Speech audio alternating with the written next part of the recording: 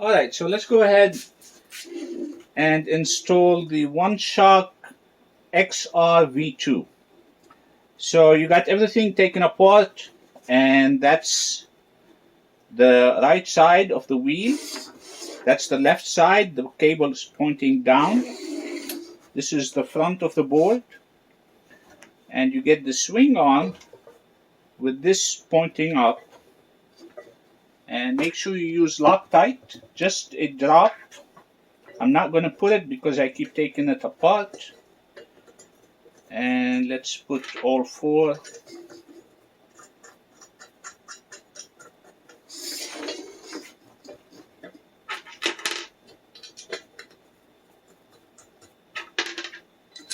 Let me go ahead and tighten. Okay, so I went ahead and tightened all four, and we're done with the wheel assembly. So here we have the deck, controller, battery. We're going to leave 1, 2, 3, 4 screws, and then we're going to place this with this pointing forward. I'm going to put another.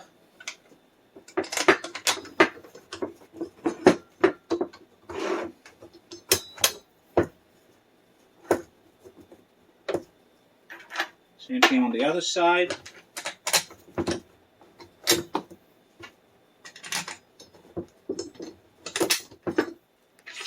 Washer. Drop of Loctite. And let me go ahead and put all four. Okay, so I'm going to turn the nuts in, but not all the way, because I want it to be a little loose.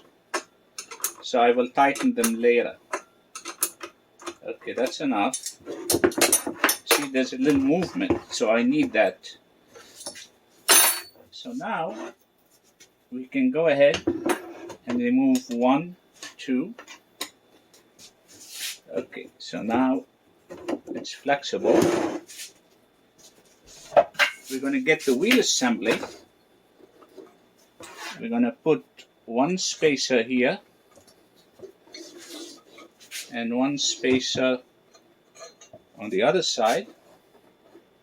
You're going to place this part in here.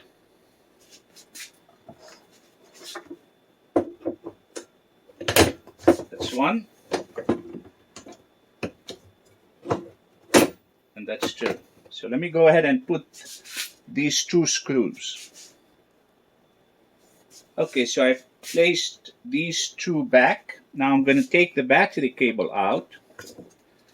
I'm going to bring it down.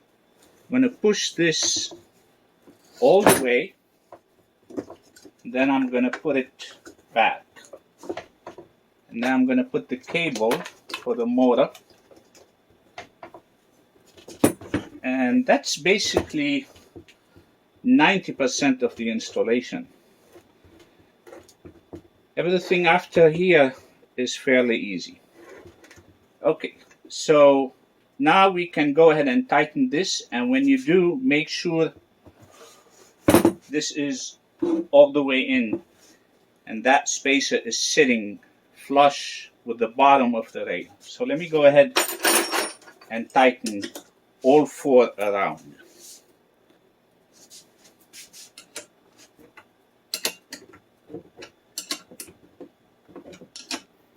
Okay, so that's all 4 tightened. Now I can go ahead and place these 2. You're going to tighten them all the way and then go back about half a turn.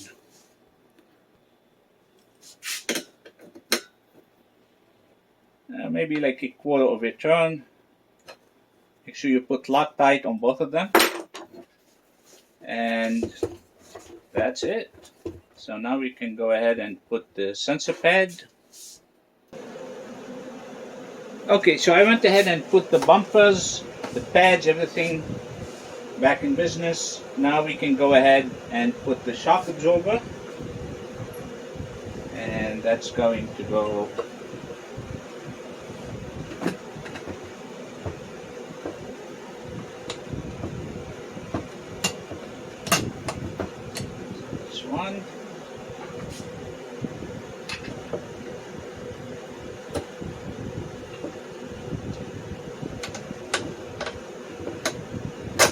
go ahead and tighten them. Okay, so let's go over the shock absorber. This is a D&M, and you're either going to get this one or another one that has two valves. This one has one, and if you get the one with another one here, ignore the one at the bottom. That's the bottom, that's the top, and you're only going to inflate the one next to the blue lever. And you're going to start with 50 psi. You can always go a little higher, a little lower, depending on your weight.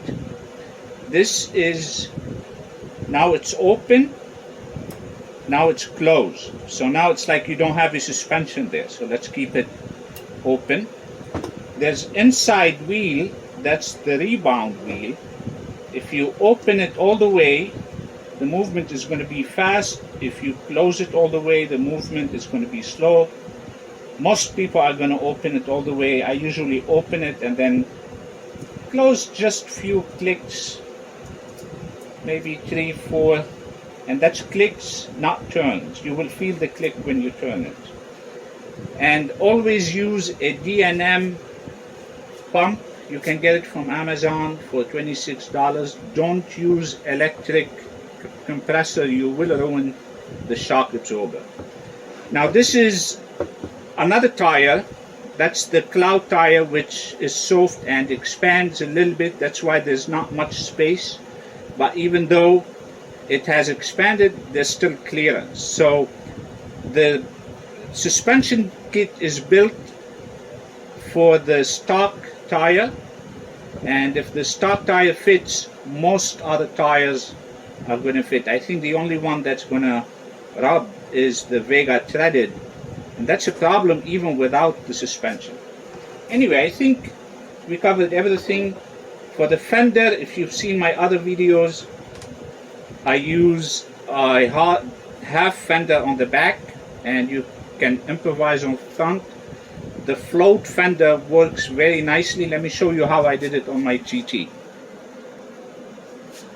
Okay, I just finished the one shock for the GT, and I had the float fender without anything, and it sat a little higher. It wasn't bad, but all I had to do is make a cut and take off some slack to lower it, and I think now it looks better.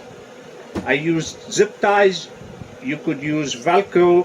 I'm sure you could do it cleaner than this. I just kind of like did it quickly, and I think the float fender works very nicely.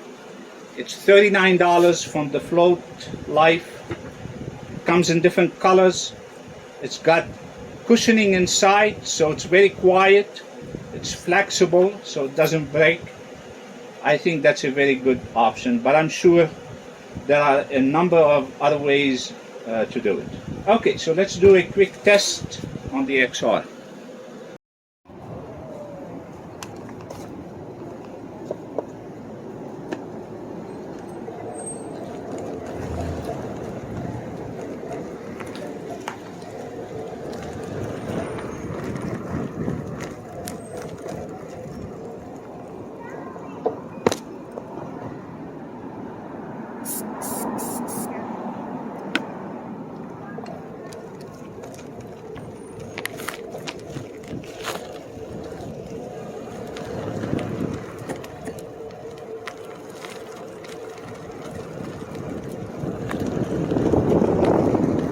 I think it had 100 psi before. That's where I put it at when I'm building it, so I lowered it.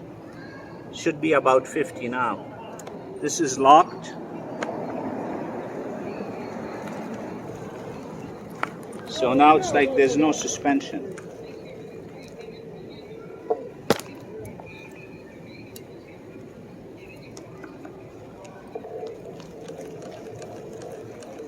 Okay,